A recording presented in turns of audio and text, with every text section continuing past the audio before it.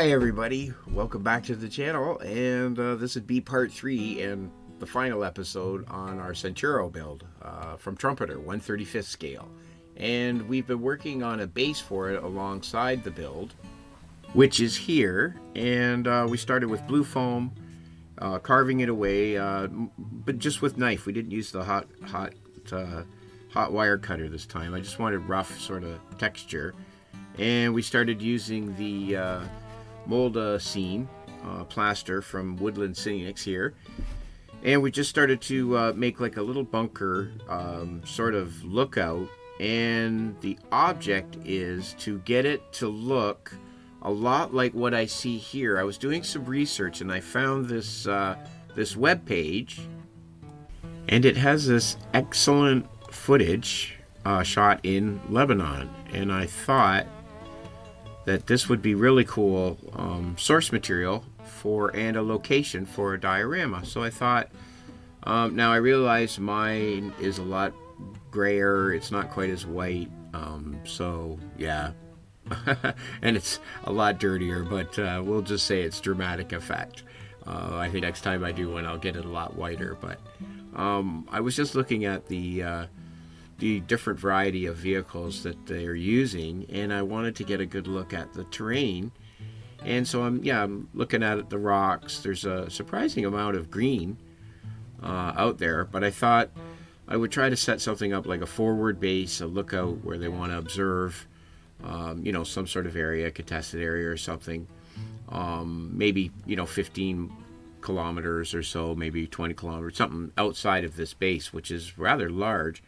There's a lot of good shots of different vehicles that they're using. You can see the assortment of Humvees here with turrets and different trucks and Jeeps and stuff. It's really cool. So I got a lot of source stuff here with the helmet, blue. I've ordered some resin figures. They should be here in a little while that I want to add to the Centauro, but I'll just make that a later episode later. But I thought this was really good footage. Gives you an idea of what what the topography is. I know the Middle Eastern region is fairly,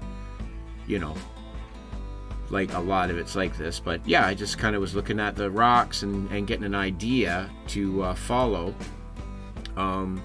for our Centauro. And there's a lot of good information here about the history of the vehicle, the different applications, different armaments that are fitted to it. I found it really cool page. It was just, one page, but it gave you the basic specs and a general history breakdown on the vehicle, which I thought was pretty cool. There is another 2-part episode. I can put a link on YouTube that a fellow made, really cool, that had a lot of information as well on this vehicle if you want to do further research. I enjoyed watching it. It was pretty good.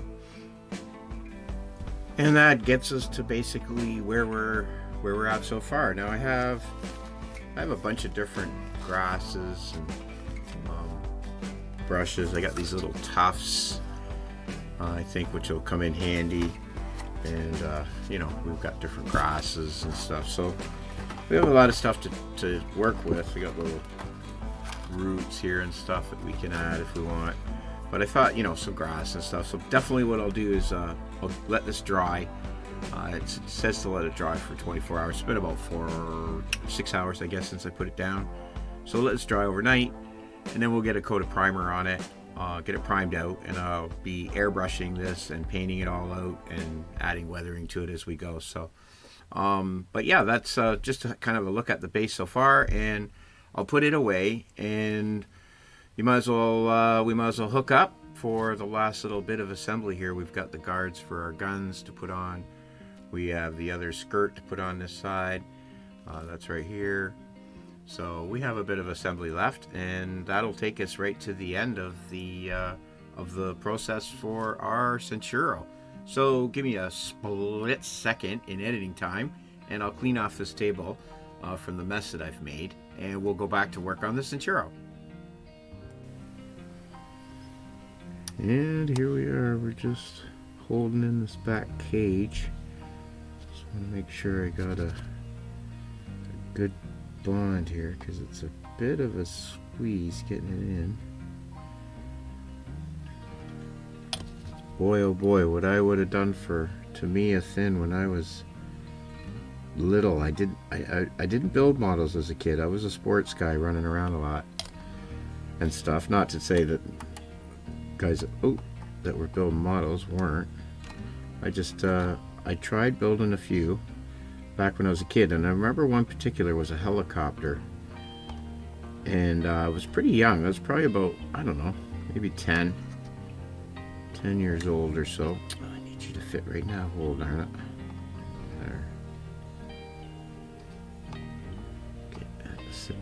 Arg. Boy, this is a fiddly part. Get you to sit in there if I could.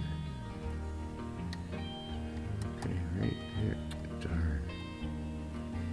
Darn. Anyways, it was a helicopter, and I remember the box art, and it looked so cool. Thinking, oh yeah, this is gonna be so neat.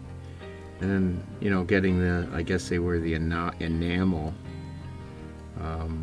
And I think they were like maybe Umbro or something like that paint. And they were like so hard to work with, and all you had was a brush. And it was pretty grim the way it turned out. I remember I was like, oh no, like the blue was all over the glass, and the glue frosted up all the parts, the clear parts, and just gotta hold that right there. And it didn't look at all like the box art, so yeah. And then a few years later, I remember getting, I guess it would have been an AMT kit, maybe. Oh, for the love of poop. Well, here you're for it live on this one. Just need to get that part to stay in there. Guess I should have just drilled those holes. The other one seemed to stay into place so much easier. Was the AMT Cylon Raider kit. And that one turned out better because it was had no clear parts, I don't think. And it was only a couple colors, gray and black. And I got that to work okay. But to me, a thin would have been helpful back then. I remember the glue was thick and everything else was goopy. Just trying to get this piece to sit long enough. I'm just gonna hold that end, I guess. Oh, for the love of poop. All my paintwork here. I knew I was gonna be touching up at some point, but alright, let's just get you to settle down. And then we'll just see what we can do. I gotta move this up a little bit. Come on now. You know, as soon as I try to move this, there, I'm just going to keep that right there, and I'm just going to hold that, and we'll get that to just stay long enough to tack in, and we should be good. Here we go. I brought in a little helper, my enamel thinner bottle, to hold this into place.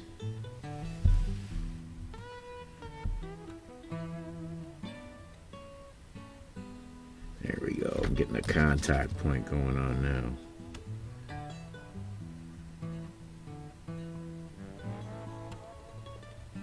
Okay, just have to soften that so it'll bond together.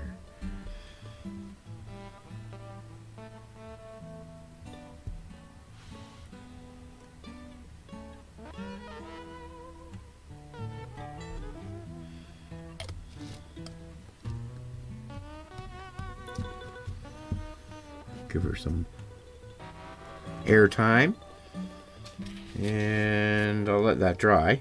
So split second, we'll move on and we'll get the shields on.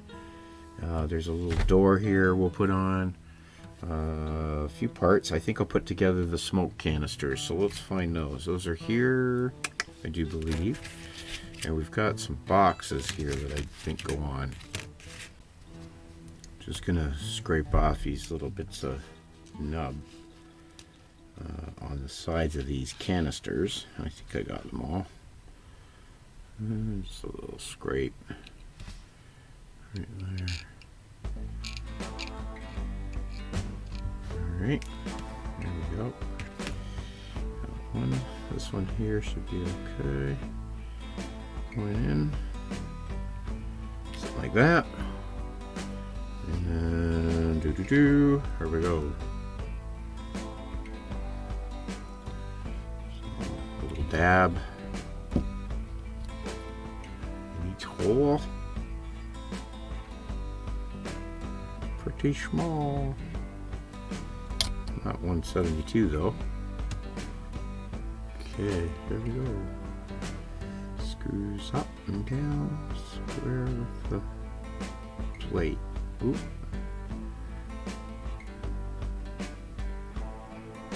There we go.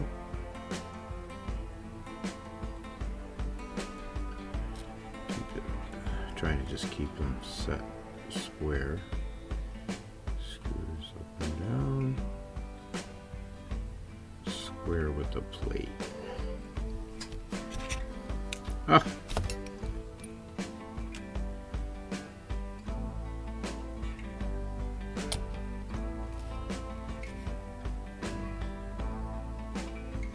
And here we go. Give it another shot.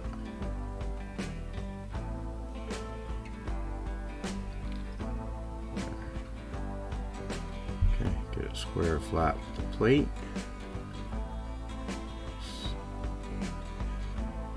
Square with the back of the plate. Switch sides. Go ambidextrous. Dextrose.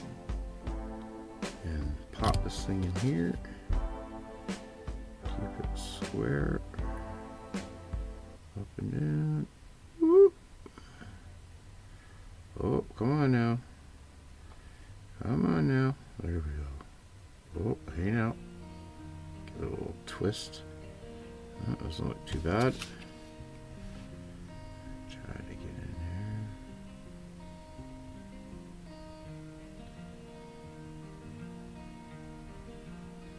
Straighter. Sit down. There we go. I'll get a little dab in here. There. Get you in there. Oh, you little bug. Oh, come on now. Hey. Get in your wee spot, you. Get in otter. There we go. Okay. Get him squared up. Oh. There we go. Look like they're pretty square on their pads, and they go in a bit of a twisty configuration.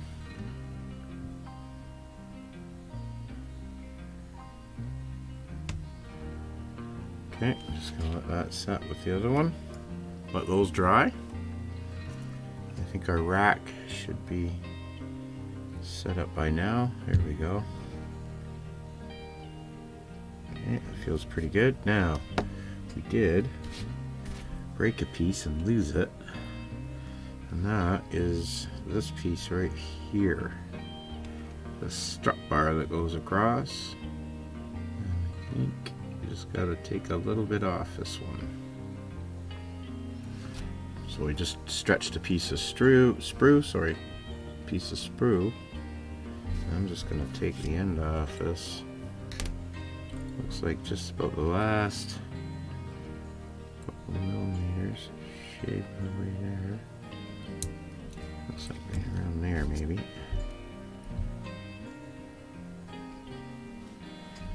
Get this rotated a bit here so I can see.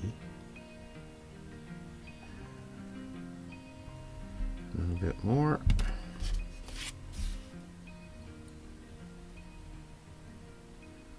Find the angle unit there.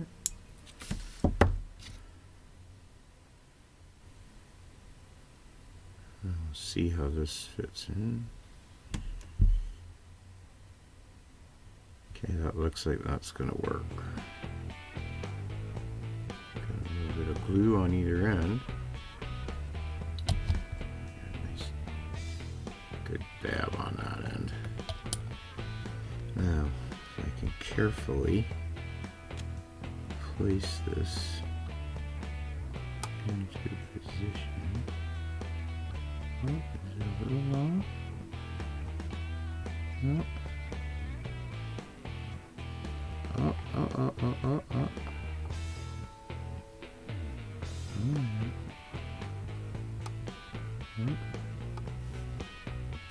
Oh, I was afraid of that.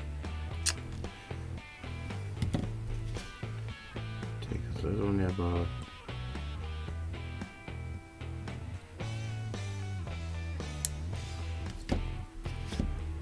One step forward, 2 steps back. Aha! That's the plight of the model student. Aha. That's alright. It gets easier the more you do it.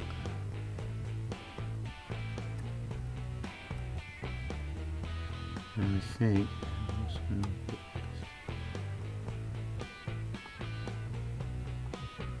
this. Sit there for a minute. If I can get that to lock, that'll help me hold that other piece into place. Oops. Yep, you just sit right there. And I guess while I'm holding this, I might as well, pardon my big, giant, huge arm, my giant, massive pipes. See if I can get that to grab at the same time. Well, here we are, holding again. Holding in the night. I shall return. Haha, the water bottle mega vice. There, look at that. Alright, I'll let that set. We'll come back in 2 GIFs and we'll carry on with our construction. Well, we got our cages to stick, and we got our guards on. We got our rope sort of bent so it sits good here, and finished a bit of the sand and dust effects along the back and along the bottom. We got our door glued on, and we're about done. And I'm just sort of adding the last little sort of details to some of the cargo that we printed, and one of them are these bottles, so I'm just adding what looks like a label here, and I just want to add like a white lettering sort of, so I'm just going to go as gentle as I can and just get something going across there.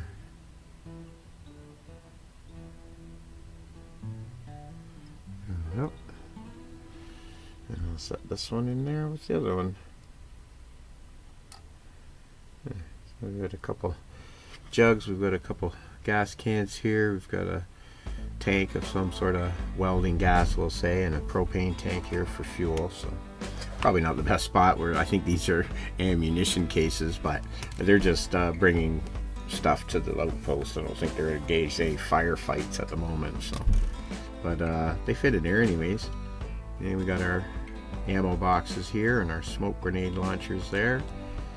And yeah, she's pretty heavily weathered, but I'm gonna say that I like it. It's my favorite model so far. So I think it's the best work I've been able to do. It's not where, you know, I want to get to.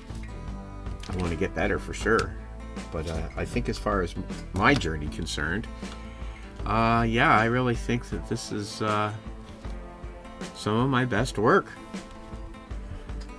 And you can let me know in the comments what you think, but I'm really proud of this one. I really think it turned out really good. It's now the things that I would improve. I would probably glue on almost everything before painting. I was worried about gluing on some of these features and these shields here, because I was kind of worried about, you know, maybe not being able to paint in behind here if I don't know.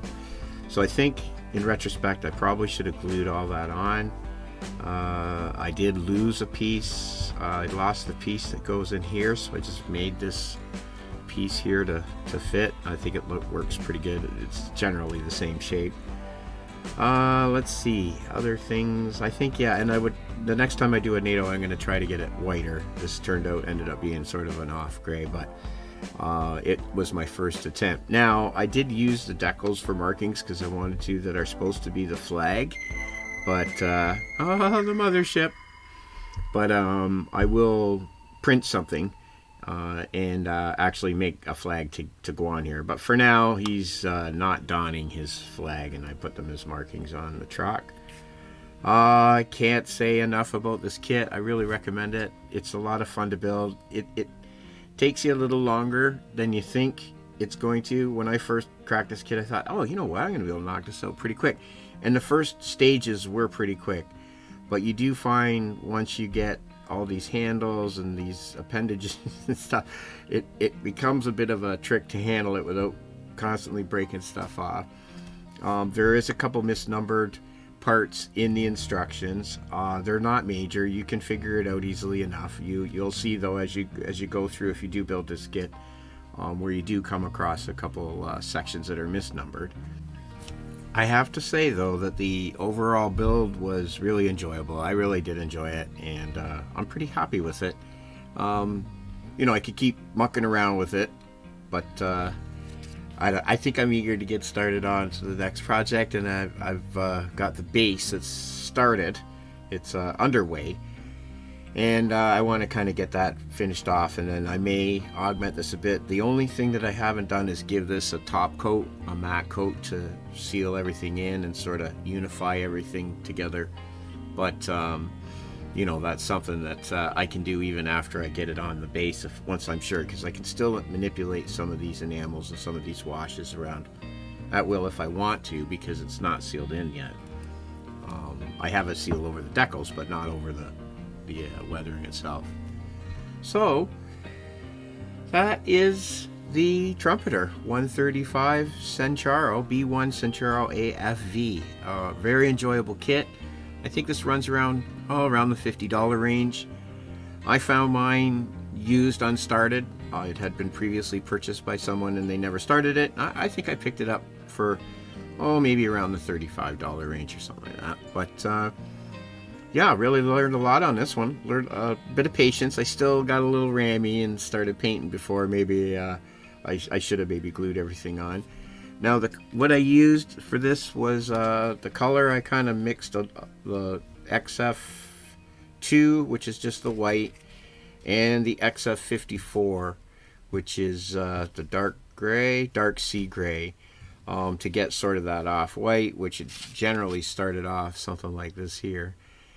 And then as far as the weathering goes, I just used a combination of chalk ground up into a powder for the wheels, and that's really all I used, was the chalk for the wheels and tires, and a bit underneath around the drive assembly. And then I used the accumulated dust AK for the dusty and muddy sort of effects.